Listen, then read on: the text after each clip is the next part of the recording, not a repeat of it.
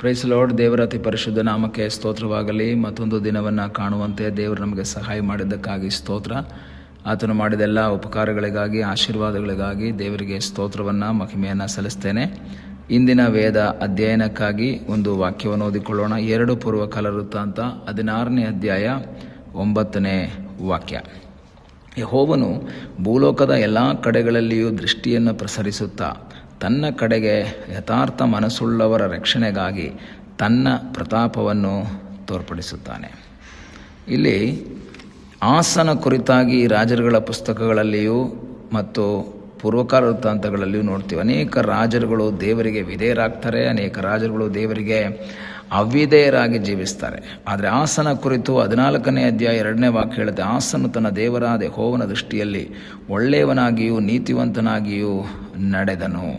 ಯೆಹೋವನನ್ನು ಆಶ್ರಯಿಸಿ ಮುಂದೆ ಸಾಗುವಂತಹ ಈ ಆಸನ ಜೀವಿತದಲ್ಲಿ ದೇವರು ಜಯವನ್ನು ಕೊಡ್ತಾರೆ. ಯುದ್ಧಗಳಲ್ಲಿ ದೊಡ್ಡ ಜಯವನ್ನೆಲ್ಲ ಕೊಟ್ಟು ಅವರನ್ನು ಮುನ್ನಡೆಸ್ತಾರೆ. ಹೀಗೆ ಆಸನು ದೇವರನ್ನು ಹೊಂದಿಕೊಳ್ತಾನೆ. ದೇವರನ್ನು ಹುಡುಕ್ತಾರೆ. ದೇವರನ್ನು ಹುಡುಕಿದಾಗ ದೇವರವರಿಗೆ ಸಿಗ್ತಾರೆ. ಎಲ್ಲ ರೀತಿಯ ಆಶೀರ್ವಾದ ಅವರಿಗೆ ಸಿಗ್ತದೆ. 15ನೇ ವಾಕ್ಯ 15 ಹೇಳುತ್ತೆ, ಈ ಪ್ರಮಾಣದ ನಿಮಿತ್ತವಾಗಿ ಯಹೂದ್ಯರೆಲ್ಲರಿಗೂ ಸಂತೋಷವಾಯಿತು. ಅವರು ಪೂರ್ಣ ಮನಸ್ಸಿನಿಂದ ಪ್ರಮಾಣ ಮಾಡಿ ತುಂಬ ಲವಲವಿಕೆಯಿಂದ ಯೆಹೋವನನ್ನು ಬಯಸಿದ ಕಾರಣ ಆತನು ಅವರಿಗೆ ಪ್ರಸನ್ನನಾಗಿ ಎಲ್ಲ ಕಡೆಗಳಲ್ಲಿಯೂ ಸಮಾಧಾನವನ್ನು ಅನುಗ್ರಹಿಸಿದನು. ಯೆಹೋವನನ್ನು ಅವರು ಬಯಸ್ತಾರೆ. ಲವಲವಿಕೆಯಿಂದ, ಉತ್ಸಾಹದಿಂದ, ಆಸಕ್ತಿಯಿಂದ ಯೆಹೋವನನ್ನು ಅವರು ಬಯಸಿದ್ದರಿಂದ ದೇವರು ಅವರಿಗೆ ಎಲ್ಲ ಕಡೆಗಳಲ್ಲಿ ಸಮಾಧಾನವನ್ನು ಅನುಗ್ರಹಿಸ್ತಾನೆ. ಆದರೆ ಸನ್ನಿವೇಶಗಳು ಅನುಕೂಲವಾದಾಗ ಆ ಆಸನು ದೇವರಿಗೆ ವಿರುದ್ಧವಾಗಿ ಜೀವಿಸುವಂತಹ ಒಂದು ಅನುಭವ. 16ನೇ ಅಧ್ಯಾಯ 7ನೇ ವಾಕ್ಯದಲ್ಲಿ ಓದುವಾಗ ನಾವು ನೋಡ್ತೇವೆ, ಅವನು ಅರಾಮ್ಯರ ಅರಸನ ಮೇಲೆ ಹತ್ತುಕೊಳ್ತಾನೆ. ಯುದ್ಧ ಬಂದಾಗ, ಬಾಷನು ಯುದ್ಧಕ್ಕಾಗಿ ಬಂದಾಗ ಆಸ ದೇವರಲ್ಲಿ ಆಶ್ರಯಿಸಬೇಕಾಗಿತ್ತು. 14ನೇ ಅಧ್ಯಾಯದಲ್ಲಿ ದೇವರಲ್ಲಿ ಆಶ್ರಯಿಸಿ ದೇವರಿಂದ ಜಯವನ್ನು ಹೊಂದಿದಂತಹ ಈ ಆಸ 16ನೇ ಅಧ್ಯಾಯಕ್ಕೆ ಬಂದಾಗ ಅವನು ದೇವರಲ್ಲಿ ಆಶ್ರಯಿಸದೆ ಅವನು ಆರಾಮ್ ರಾಜ್ಯದ ಮೇಲೆ, ಅರಸನ ಮೇಲೆ ಆಶ್ರಯವನ್ನು ಇಡುವುದನ್ನು ನಾವು ನೋಡ್ತೇವೆ. ಹಾಗೆ ಆಶ್ರಯವನ್ನು ಇಟ್ಟಂಥ ಸಮಯದಲ್ಲಿ ದೇವರು ಇದರಲ್ಲಿ ಬೇಸರಗೊಳ್ತಾರೆ. ಈಗ ವಾಕ್ಯ ಹೇಳ್ತದೆ, ಯೆಹೋವನು ಭೂಲೋಕದ ಎಲ್ಲ ಕಡೆಗಳಲ್ಲಿ ದೃಷ್ಟಿಯನ್ನು ಪ್ರಸರಿಸುತ್ತಾ ತನ್ನ ಕಡೆಗೆ ಯಥಾರ್ಥ ಮನಸ್ಸುಳ್ಳವರ ರಕ್ಷಣೆಗಾಗಿ ಅವನು ನೋಡ್ತಾ ಇದ್ದಾನೆ. ಹಾಗಾದರೆ ಏನು ಹೇಳ್ತಾ ಇದ್ದಾರೆ ಆಸನಿಗೆ ದೇವರು ಅಂದರೆ, ಯಾರು ಯಥಾರ್ಥ ಮನಸ್ಸುಳ್ಳವರಾಗಿರ್ತಾರೋ ಅವರಿಗೆ ಜಯವನ್ನು ಕೊಡುವಂತಹ ರೀತಿಯ ಆ ಒಂದು ಪ್ರಯತ್ನವನ್ನು ದೇವರು ಮಾಡ್ತಾರೆ. ಅದು ಮಾತ್ರವಲ್ಲ, ಆ ದೇವರು ಆತನ ದೃಷ್ಟಿ ಎಲ್ಲಿ ಯಥಾರ್ಥವಾಗಿರ್ತಾರೋ ಅವರ ಮೇಲೆ ಬೀಳ್ತದೆ. ಅವನು ಎಷ್ಟೇ ಜನರ ಮಧ್ಯದಲ್ಲಿರಲಿ, ಅವನು ಎಷ್ಟೇ ಕೆಟ್ಟತನ ಮಾಡುವಂಥ ವ್ಯಕ್ತಿಗಳ ಮಧ್ಯದಲ್ಲಿರಲಿ, ಯಥಾರ್ಥ ಮನಸ್ಸುಳ್ಳವನಾಗಿದ್ದರೆ ದೇವರು ಅವನನ್ನು ಗಮನಿಸ್ತಾರೆ. ನಾವು ನೋಡಬೇಕಾದ್ರೆ ಯೋಬನ ಜೀವಿತವನ್ನು ನೋಡಬೇಕಾದ್ರೆ ಯೋಬನನ್ನು ಸೈತಾನನು ಟಾರ್ಗೆಟ್ ಮಾಡ್ತಾನೆ. ಸೈತಾನನು ಟಾರ್ಗೆಟ್ ಮಾಡಿ ಯೋಬನನ್ನು ಮುಗಿಸುವುದಕ್ಕಾಗಿ ಪ್ರಯತ್ನ ಮಾಡ್ತಾನೆ. ಸೋತೋಗಿ ದೇವರ ಹತ್ರ ಬಂದಾಗ ದೇವರು ಕೇಳ್ತಾರೆ, ನನ್ನ ದಾಸನಾದ ಯೋಬನ ಮೇಲೆ ನೀನು ಗಮನ ಇಟ್ಟಿದ್ದೀಯಾ? ದೇವರು ಕೇಳ್ತಾರೆ, ನನ್ನ ದಾಸ ಅವನ ಮೇಲೆ ನೀನು ಗಮನ ಇಟ್ಟಿದ್ದೀಯಾ? ಅದರ ಅರ್ಥ ಸೈತಾನನು ಈ ಯೋಬನ ಮನೆಯ ಬಳಿಯಲ್ಲಿ ಹೋಗಿ ಮನೆ ಸುತ್ತಲೂ ಸುತ್ತಾಡಿದ್ದೆಲ್ಲ ಯಾರು ನೋಡ್ತಾ ಇದ್ದಾರೆ? ದೇವರು ನೋಡ್ತಾ ಇದ್ದಾರೆ.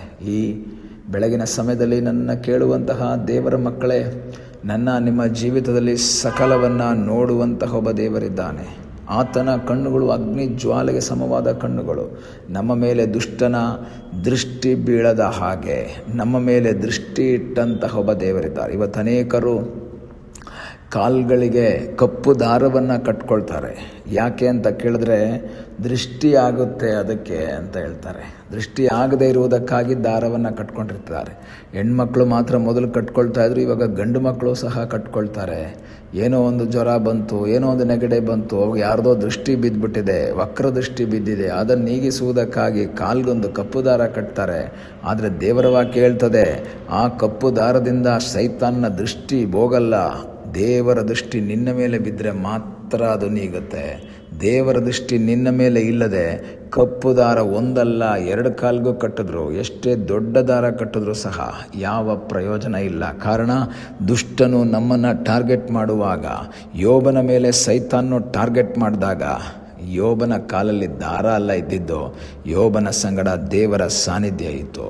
ದೇವರು ಅವನನ್ನು ನೋಡ್ತಾ ಇದ್ರು. ಒಂದು ರೀತಿಯಲ್ಲಿ ಹೇಳಿದ್ರೆ ನನ್ನನ್ನು ನಿಮ್ಮನ್ನು ಕಾಯ್ತಾ ಇರುವಂಥ ಒಬ್ಬ ದೇವರಿದ್ದಾನೆ, ಕಾವಲು ಕಾಯುವಂತಹ ದೇವರಿದ್ದಾನೆ.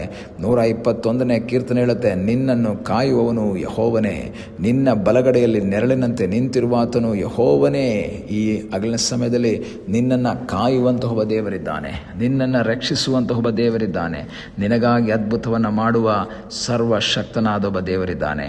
ಈ ಹಗಲಿನ ಸಮಯದಲ್ಲಿ ಕರ್ತನಿಗೆ ಹೇಳೋಣ, ಸ್ವಾಮಿ ನಿನ್ನ ದೃಷ್ಟಿ ನನ್ನ ಮೇಲಿರುವುದಕ್ಕಾಗಿ ಸ್ತೋತ್ರ, ನಿನ್ನನ್ನು ಸಂಗಡ ಇರುವುದಕ್ಕಾಗಿ ಸ್ತೋತ್ರ. ದೇವರ ದೃಷ್ಟಿ ನಮ್ಮ ಮೇಲಿದ್ದಾಗ ಸೈತಾನು ನಮ್ಮನ್ನು ಮುಟ್ಟೋದಕ್ಕಾಗಲ್ಲ, ಸೈತಾನ ದೃಷ್ಟಿ ನನ್ನ ಮೇಲೆ ಬೀಳೋದಕ್ಕಾಗಲ್ಲ. ದೇವರ ಸ್ಥಳಗೊಪ್ಪಿಸಿಕೊಡೋಣ, ಪ್ರಾರ್ಥಿಸೋಣ. ನಮ್ಮನ್ನು ಬಹಳವಾಗಿ ಪ್ರೀತಿ ಮಾಡುವ ಪರಲೋಕದ ತಂದೆಯಾದ ದೇವರೇ, ಈ ಸಮಯಕ್ಕಾಗಿ ಸ್ತೋತ್ರ. ಈ ಸಮಯದಲ್ಲಿ ಮತ್ತೊಂದು ಆವರ್ತಿ ನಿನ್ನ ಸನ್ನಿಧಾನದಲ್ಲಿ ಬಂದಿದ್ದೇವೆ. ದುಷ್ಟನ ಕಣ್ಣು ನಮ್ಮ ಮೇಲೆ ಬೀಳದ ಹಾಗೆ ನಮ್ಮನ್ನು ರಕ್ಷಿಸಿ ಇಲ್ಲಿವರೆಗೂ ನಮ್ಮನ್ನು ನಡೆಸಿದ್ದಿ ನಿನ್ನ ಮಹಾಕೃಪೆಗಾಗಿ ಸ್ತೋತ್ರ. ನಿನ್ನ ಹಸ್ತಗಳಿಗೆ ನಮ್ಮನ್ನೇ ಒಪ್ಪಿಸಿಕೊಡ್ತೇವೆ. ನಿನ್ನ ಚಿತ್ತದ ಮೇರೆಗೆ ನಮ್ಮನ್ನು ನಡೆಸಪ್ಪ, ನಮ್ಮನ್ನು ಆಶೀರ್ವಸು, ನಮ್ಮನ್ನು ಬಲಪಡಿಸು. ದೈವಿಕವಾದ ಕಾವಲು ಸಾನ್ನಿಧ್ಯ ನಮ್ಮ ಸಂಗಡ ಇರಲಿ ಎಂಬುದಾಗಿ ನಾವು ಪ್ರಾರ್ಥಿಸ್ತೇವೆ. ಪ್ರಾರ್ಥನೆಯನ್ನು ಕೇಳಿದ್ದಕ್ಕಾಗಿ ನಿನಗೆ ಸ್ತೋತ್ರ. ಯೇಸುವಿನ ಮುದ್ದಾದ ಹೆಸರಿನಲ್ಲಿ ಬೇಡಿಕೊಳ್ಳುತ್ತೇವೆ ನಮ್ಮ ಪ್ರೀತಿಯ ತಂದೆಯೇ, ಆಮೇನ್. God bless you.